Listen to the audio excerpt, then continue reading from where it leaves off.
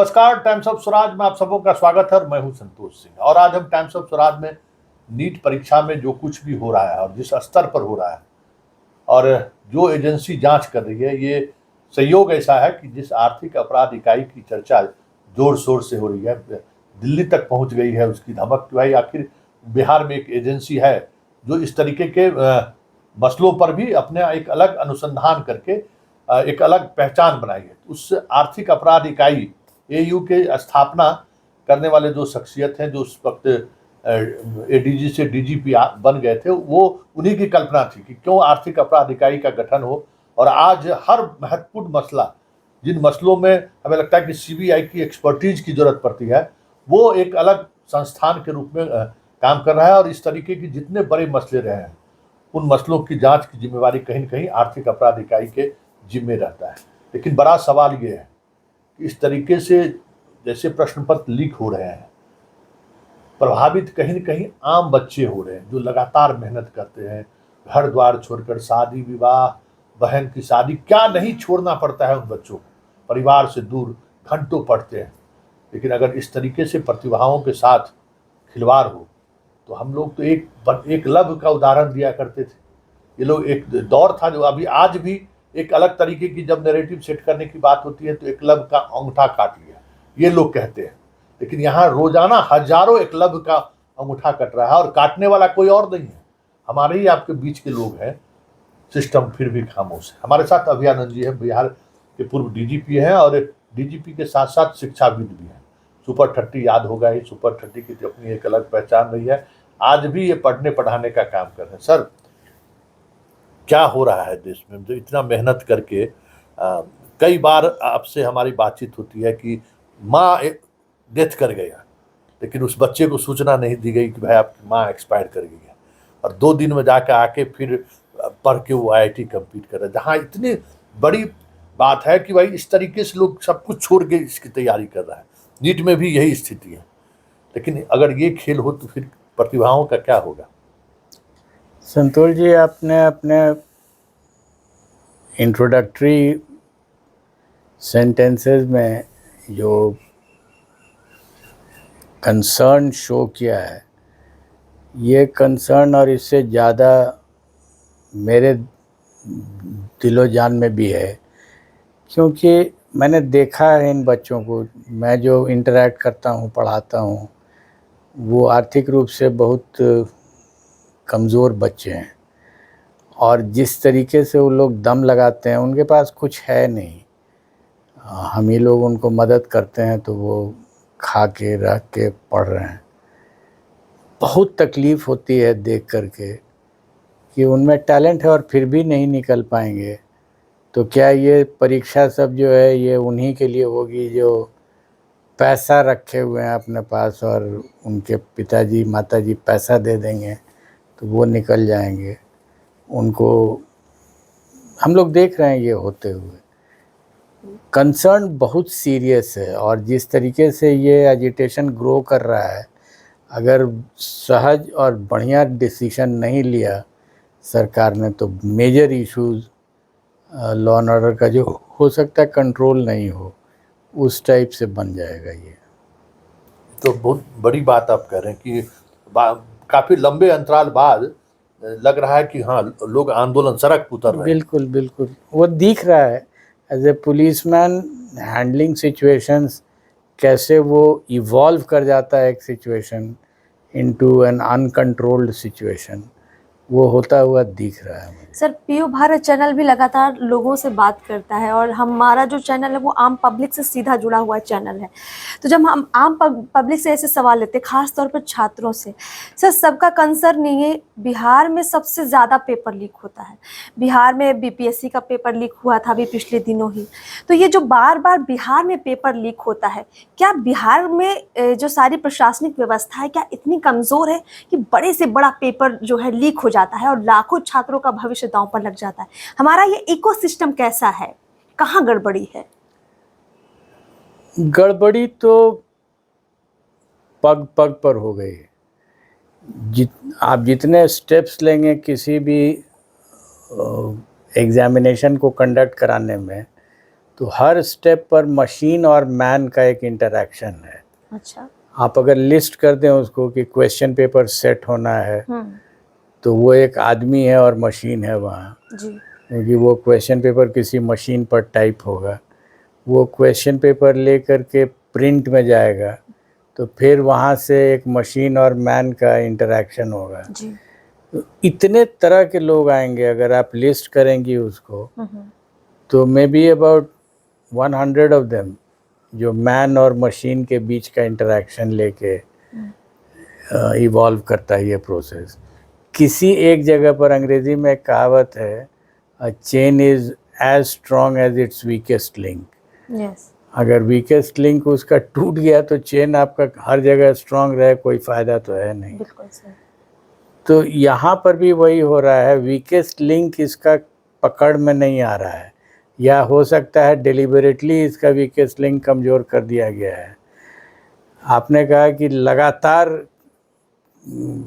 Paper leak हो रहे हैं, ये भी आप देखिएगा कि लगातार जांच भी हो रही है, लेकिन उसका पलापल कुछ नहीं निकलता। बिल्कुल सर, बिल्कुल। तो अगर अपराध होता रहे और न उसका अनुसंधान प्रॉपर हो, न उसका ट्रायल स्पीडी हो, सज़ा नहीं हो, तो फिर परमिसिव सोसाइटी हो जाता है और लगता है कि चलो उस केस में कुछ नहीं हुआ तो हमारे साथ भी कुछ नहीं हुआ। डर का माहौल एक जो होना चाहिए, अपराधियों में जो डर डर नहीं। होना चाहिए वो नहीं नहीं है। इसके लिए जिम्मेदार आप किसे मानते हैं? State overall. अच्छा। स्टेट मतलब हुआ इन्वेस्टिगेटिंग एजेंसी, जी। जो एडमिनिस्ट्रेटिव एजेंसी है उस एडमिनिस्ट्रेटिव इन्वेस्टिगेटिंग एजेंसी का वो, उसके बाद जो जुडिशियल प्रोसेस है वो भी स्टेट ही का पार्ट होता है। स्टेट का काम है जुडिशरी के थ्रू उसको पुश करके ट्रायल करा के सज़ा कराना। ये बिहार स्टेट ने ही देखा था कॉन्सेप्ट कॉल्ड स्पीडी ट्रायल, जी। जहाँ भय क्रिएट किया गया कि आप अगर पकड़े गए तो आपको सज़ा तो निश्चित होगी और त्वरित होगी। तो ये किया जा सकता था, नहीं किया गया तो स्टेट रिस्पॉन्सिबल। अच्छा, इसमें सर सीआरपीसी का जो धाराएं हैं उन्हीं के सहारे इस तरीके के क्राइम को रोका जा सकता है, या विशेष जैसे अभी भारत सरकार ने एक कानून बनाया है परीक्षा को लेकर, कि यह जरूरत है कि एक कठोर कानून इसका बने? ये मैंने देखा, जब भी कोई बड़ी घटनाएं होने लगती हैं किसी एक प्रकार की, तो एक स्टेटमेंट नैरेटिव बनने लगता है स्टेट की तरफ से, बहुत कठोर कानून हम बनाएंगे। कानून में कठोरता कहाँ से आती है? सज़ा बढ़ा देते हैं। एविडेंस एक्ट में कोई चेंज ज़्यादातर नहीं करते हैं। तो आप सिर्फ अपराध की सज़ा बढ़ा दीजिएगा तो क्या होगा? एक आदमी को अगर 10 साल में ट्रायल करा करके और उसको 5 साल से 7 साल की सज़ा करा दीजिएगा तो क्या फ़र्क पड़ेगा? सबसे बड़ी सज़ा है कि इसमें पैसा आ रहा है। अपराध का सीधा संबंध ब्लैक मनी से होता है। ये मेरा अपना थियरी है जो मैं एएसपी डेज से इसको लगा रहा हूँ, और ये परफेक्ट थियरी है। अपराध का संबंध ब्लैक मनी से है। ये भी जो घटनाएं हो रही हैं पेपर लीक की, इसका संबंध ब्लैक मनी से है। जी सर। पीएमएलए कहाँ आ रहा है इसमें?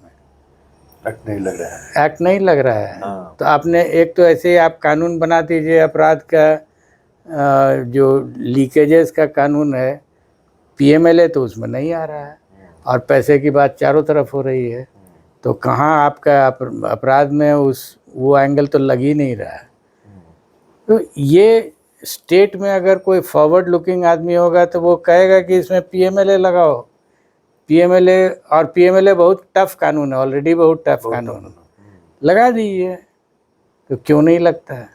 अच्छा सर, अभी ये जो नीट का मामला है, कहा जा रहा है कि एक एक परीक्षार्थी से 40-40 लाख रुपए, अगर कोई परीक्षार्थी अपनी मेहनत से पास होता है तो इसे मतलब हम सराहना की जाएगी, लेकिन जो 40 लाख देकर पास हो रहा है वो बाद में क्या कुछ करेगा, ये तो आसानी से समझा जा सकता है। तो हम ये समझना आपसे चाहते हैं, जो ये पैसों का इतना खेल चल रहा है, जो हमारी ईओयू है, बिहार की पुलिस है, ये सारा जो सिस्टम है, पॉलिटिकल प्रेशर कितना रहता है? क्या पॉलिटिकल प्रेशर है बड़ा कारण कि अपराधियों को ठीक से पकड़ा नहीं जाता, और जो पकड़े भी जाते हैं उनको कोर्ट से सजा नहीं दिलवाई जाती है। कितना पॉलिटिकल प्रेशर देखते हैं आप? हम अपने तजुर्बा से बात कर सकते हैं। पॉलिटिकल प्रेशर, अगर एक पॉलिटिशियन है और वो आपसे बात करने की स्थिति में है तो बहुत ओब्लिक ढंग से कुछ बात कह सकता है, और कहता अगर है तो बहुत स्वाभाविक है। सुनना नहीं सुनना आपकी मर्जी है, आप अगर एविडेंस पर चलिएगा तो सीधा चलिएगा। तो ज़्यादातर पॉलिटिशियंस फिर प्रेशर की बात ही नहीं करते हैं। प्रेशर उसी पर पड़ता है जो अपने कमज़ोर हो जाता है। यानी जहाँ पर पुलिस की खुद की कहीं कोई गलती या कहीं पुलिस लीपापोती, मतलब हुआ वो पुलिस मैन जो उसको हाँ, हैंडल कर रहा है। पर्सनल। पुलिस पर क्या होगा, पुलिस तो एब्स्ट्रैक्ट होती है। जी सर। जो पुलिस में इंडिविजुअल है वो अगर कमज़ोर है तो प्रेशर में है। प्रश्न में तो क्या होना चाहिए इसमें? मतलब मान लीजिए जिस तरीके से परीक्षाएं लगातार प्रश्न पत्र लीक होना है, मतलब आज आप एक मतलब भारतीय लोकतंत्र का 75 साल पूरा कर दिए, बड़ी गर्व की बात है। और एक परीक्षा कंडक्ट, मतलब ये तो मुझे लगता है दुनिया में अजूबा है। मतलब हमारे कोई बहन रहती है अमेरिका में, भगना से बात हो रहा था, तो ये वो हमसे यही सवाल करते कि ये मामा प्रश्न पत्र लीक क्या है, क्वेश्चन लीक क्या है, ये कैसे होता है? अब बताइए कि आपके यहाँ ये हो तो स्टूडेंट पढ़ता कैसे होगा? सही बात है। किसी को भी अचरज होगा, लेकिन यहाँ हो रहा है तो अचरज क्या होगा, सामने हो रहा है आपके। जी। तो आपको तो अब जैसे संतोष जी जिस समय 2006 5 एंड 6 बिगिनिंग में एक स्थिति थी स्टेट की, किडनैपिंग्स हो रहे थे, लोग परेशान थे जी। घटनाएं हो रही थी, डकैतियां हो रही थी, मर्डर्स हो रहे थे, तो लोग परेशान हो गए थे। जब ये जिम्मा मिला कि इसको टैकल करना है तो मैंने बहुत सीधा समझा कि इसका रास्ता ये है कि डिटेक्ट कर दो, और जो डिटेक्ट हो जाए केस, जल्दी डिटेक्ट हो जाए तो जल्दी ट्रायल करा दो। इतना ही तो सिंपल एक लॉजिक था, और उस लॉजिक पर हमने वर्कआउट करके देखा। स्पीडी ट्रायल के नाम से अब उसको इतिहास में लोग जानने लगे, इतिहास ही हो गया ये। अच्छा भी हो गया। उसके बाद फिर अब ये मुंह से एक शब्द बन गया और हर आदमी स्पीडी ट्रायल करने लगा। कोई समझा नहीं कि ये हुआ क्या। तो इसको हमने जब स्टार्ट किया और इसको करवा दिया तो उसका इम्पैक्ट पड़ने लगा। और आज जनरली लोग बात करते हैं उस पीरियड के 2006 से लेकर के 2012-13 तक, जब जिसको लोग फर्स्ट फेज बोलते हैं सरकार का, चेंजेस हुआ, एडमिटेडली चेंजेस हुआ, और फिर उसके बाद इतिहास बनता चला जा रहा है। तो वही लॉजिक तो यहाँ भी अप्लाई करता है। और जब मैंने 2011 में जब ज्वाइन किया तो माननीय मुख्यमंत्री जी ने मुझे कहा था कि आप ज्वाइन करके और पहला काम आप हमसे आके मिलिएगा। जब मिले हम उनसे तो उन्होंने पहला सवाल पूछा कि आपके पास कोई एजेंडा है आगे का? तो हमने कहा सबसे पहला एजेंडा है आर्थिक अपराध इकाई बनाने का। और उन्होंने किया इसको, जो हमको ज़रूरत थी उनसे उन्होंने पूछा हमसे कि आपको स्टेट से क्या ज़रूरत है। हम कहा पहला एक थाना हमको बनाना है, क्योंकि लॉ में थाने की ज़रूरत होती है। तो थाना बना जिसका जुरिसडिक्शन पूरे स्टेट में हुआ, and that is how it started. तो आज कम से कम लोड लेने के लिए तो एक संस्था आपके पास हो गई है, और अच्छे ढंग से चला भी वो। तो पॉइंट ये है कि जो भी आपको करना है एक तरीके से लॉ के अंदर कुछ क्रिएट करके और ट्राई कीजिए, इतना धमाके के साथ उसको हिट कीजिए। आप बॉक्सिंग में भी देखे होइएगा, आप बहुत धीरे से मारिएगा तो लगेगा कि फूल बरस रहा है। मारना है तो इतना बड़ा पंच मारिए और इतना शॉर्ट टाइम में लगना चाहिए कि हड़बड़ा के वो टेक्निकल नॉकआउट में चला जाए, उठने का मौका ही नहीं मिले। उसी को TKO बोलते हैं बॉक्सिंग में, टेक्निकल नॉकआउट। कर दीजिए टेक्निकल नॉकआउट, जो मिला एविडेंस मिला उसको पंच मारिए और गिराइए। आप धीरे धीरे करते रहिएगा तब तो उतनी देर में 60 गांठ हो जाएगी। अच्छा सर, आखिरी सवाल की नीट के लेकर जितना बवाल मचा हुआ है, सुप्रीम कोर्ट भी जिस तरीके से टाइम ले रहा है, अब 8 जुलाई की बात हो गई, करे कि नहीं, आज भी कहा कि हम काउंसलिंग नहीं रोकेंगे, अब जो कुछ भी है, तो भाई आप काउंसलिंग नहीं रोक रहे, फिर 25 जून को परीक्षा है, वो 1500 बच्चे परीक्षा फिर अपियर होंगे, उसका रिजल्ट होगा। ये इस तरीके से कोर्ट का जो मतलब, कोर्ट पर तो बहुत सारी चीज़ें कही नहीं जा सकती है, लेकिन जब पूरा देश इस मसले को लेकर सड़क पे है और लगातार कुछ न कुछ नई चीज़ें आ रही हैं, बिहार में मुकदमा, आप डीजीपी रहे हुए हैं, बिहार में मुकदमा दर्ज हुआ है, उसका पहला लाइन ही लिखा हुआ है कि भाई प्रश्न पत्र लीक हुआ है। कंसर्न डिपार्टमेंट को, जैसे मान लीजिए कि नीट परीक्षा ले रही है, कंसर्न डिपार्टमेंट को सूचना देना, प्रोसेस क्या है, लीगल प्रोसेस क्या है, जिस प्रोसेस अब वो मांग रहे हैं कि आपके पास प्रश्न पत्र लीक मामले का कोई एफआईआर दर्ज हुआ है, इसकी जानकारी हमको दीजिए। अब राष्ट्रीय पात्रता परीक्षा वाले लोग अब मान रहे हैं, जब बिहार पुलिस जब दिल्ली पहुंचकर उनसे कह रहे हैं कि ओरिजिनल प्रश्न पत्र हमको दीजिए और जांच में सहयोग कीजिए, तब वो मांग रहे हैं। ये सारा प्रोसेस जो है, और जिस तरीके से लगातार समय ले रही है भारत सरकार, क्या आपको लगता है, आपने शुरुआत में ही कह दी कि ये एक बड़ा आंदोलन का शक्ल कभी भी ले सकता है और फिर बहुत मुश्किल होगा संभालना, क्यों ये विलम्ब कर रही है सरकार, या क्यों नहीं इस पर हो रहा है, क्या लगता है आपको?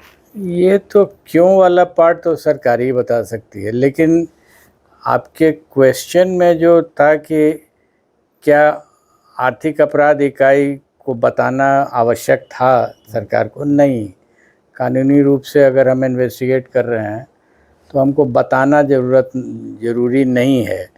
अगर वो पूछेंगे तो ठीक है, उनको एक रिपोर्ट हम लोग देंगे, कोर्ट तो कभी भी पूछ सकती है रिपोर्ट के लिए, वो सही है, लेकिन आवश्यक नहीं था कि सरकार ईओयू सबको रिपोर्ट अपना सबमिट करते रहे, मांगने पर देना तो पड़ेगा ही, but otherwise it was not at all mandatory.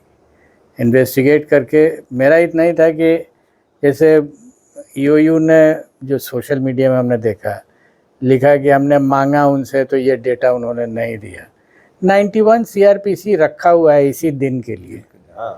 91 CrPC में किसी कोर्ट की ज़रूरत नहीं पड़ती है, आईओ ही डायरेक्टली नोटिस कर देगा। एंड दे डोंट अंडरस्टैंड कि अगर आप इसका नहीं कंप्लाई कीजिएगा तो इसका क्या क्या इम्प्लीकेशंस एनटीए के लिए हो सकता है, वो भी उनको कानूनी रूप से समझ लेना चाहिए, क्योंकि वो फिर अनेक तरह के एडवर्स प्रिजम्पशंस होने लगते हैं उसमें। तो ये इस सब का यूज़ करना चाहिए, and I am sure they should be using it. वहाँ कॉम्पिटेंट लोग हैं। परीक्षा रद्द होनी चाहिए कि नहीं? बिल्कुल, यही एक ऑप्शन ही है, there is no other option. क्योंकि आप देखिए संतोष जी, अगर आप नहीं रद्द कीजिएगा तो रिज़ल्ट क्या निकलेगा, एक परीक्षा के कई रिज़ल्ट आएंगे जी। एक होगा जो मेन परीक्षा हुई 2024 नीट, उसके बाद एक होगा जो फिर से परीक्षा ली जाएगी 1564 का, सही, तो वो भी तो उसी का एक सबसेट हो गया। तो सेकेंड रिज़ल्ट वो हो गया, अलग क्वेश्चन पेपर, अलग मार्क्स, लेकिन जब काउंसलिंग होगा तो सबको एक तरह से देखा जाएगा। तो ये कौन चीज़ हो रहा है कि MNOP कोई सीरीज़ चला जज्जर या कहीं पर, तो उसका एक अलग क्वेश्चन पेपर ही हो गया। तो आप सोचिए कि एक परीक्षा में 3 क्वेश्चन पेपर हो गए। एक होगा कि जो लोग कुछ और भी कोई एक कैटेगरी निकलेगा इसमें से, और उसके बाद अगर कोई फर्दर रिज़ल्ट इसमें कैटेगरी बना दिया जाएगा। विज्ञान के हिसाब से हम इसको देख रहे थे कि मान लीजिए एक कंटेनर में कार्बन डाइऑक्साइड और कार्बन मोनोऑक्साइड 2 गैस मॉलिक्यूल्स आ जाए तो मिक्स हो गया सब। अब उसके बाद हम प्रयास कर रहे हैं कि कार्बन मोनोऑक्साइड बहुत डेंजरस गैस है, तो इसके एक एक मॉलिक्यूल को हम खोज के निकाल लें, बाहर निकलने वाला है, वो मिक्स हो जाएगा तो नहीं निकलेगा। जरा सा कहीं पर होगा तो उसको आइसोलेट करके आप टैकल कर सकते हैं। हमने एक अपने FB पोस्ट पर लिखा था, बहुत इंटरेस्टिंग, कि एक सुंदर कपड़ा आप खरीद करके लाए और एक जगह मसक गया तो आप रफू कर ले सकते हैं, थोड़ा सा नहीं पता चलेगा, लेकिन खाली फटाई हुआ रहे चारों तरफ से तो क्या रफू कीजिएगा, उसका हटाइए, दूसरा कपड़ा खरीद लीजिए, तो नीट परीक्षा एक तरह से है कि रद्द हो जाए तभी इसका बेहतर इसका सोल्यूशन निकलेगा, अदरवाइज जो कंक्लूजन्स निकलेंगे वो रिडिकुलस कंक्लूजन्स निकलेंगे। जी। जिन चीज़ों को हम समझना चाहते थे, शायद आप भी इतने देर के बातचीत के दौरान बहुत सारी चीज़ें आप भी समझ गए होंगे। परीक्षा रद्द होनी चाहिए, क्यों रद्द होनी चाहिए ये भी आप समझ गए होंगे कि भाई एक ही परीक्षा है और उसको 3 तरीके से लिया जा रहा है, तो जो एक रूपता होनी चाहिए रिजल्ट में वो नहीं होगा। बड़ा सवाल है, और इन सवालों के बावजूद भी हर संस्था के उच्च पदों पर बैठा हुआ व्यक्ति खामोश है। उनकी खामोशी की वजह क्या है, और उनकी खामोशी की वजह से देश के युवाओं पर क्या असर पड़ रहा है, बहुत सारी बातें अभयानंद जी खुलकर आपके बीच रखें। लेकिन सबसे इतर जो सबसे महत्वपूर्ण सवाल है कि ये कब तक ये सवाल हमारे आने वाली पीढ़ी को झेलना पड़ेगा, वह प्रश्न पत्र लीक हो जा रहा है। बिल्कुल। ये जो सवाल है, ये सवाल अनुत्तर सवाल है कि इसको कैसे रोका जाए। और ये भी नहीं है कि सीआरपीसी के धाराओं में भी बहुत सारे ऐसे प्रावधान हैं जिसके सहारे इस तरीके के अपराध को रोका जा सकता है। चलिए इस बड़ी बहस को यहीं समाप्त करते हैं, फिर किसी नए मुद्दों के साथ हमारी आपकी मुलाकात होगी। फिलहाल मुझे इजाजत दीजिए, नमस्कार। नमस्कार। और पीओ भारत के साथ साथ हम आपको ये भी दर्शकों बताना चाहेंगे कि कमेंट बॉक्स में अपनी राय आप लोग ज़रूर रखिए और बताइए कि इस तरह के जब पेपर लीक होते हैं तो इसका क्या मानसिक और आर्थिक रूप से प्रभाव पड़ता है, कितनी परेशानियां आम छात्रों को, गरीब छात्रों को होती है। ज़रूर कमेंट बॉक्स में अपनी राय दीजिए। नमस्कार।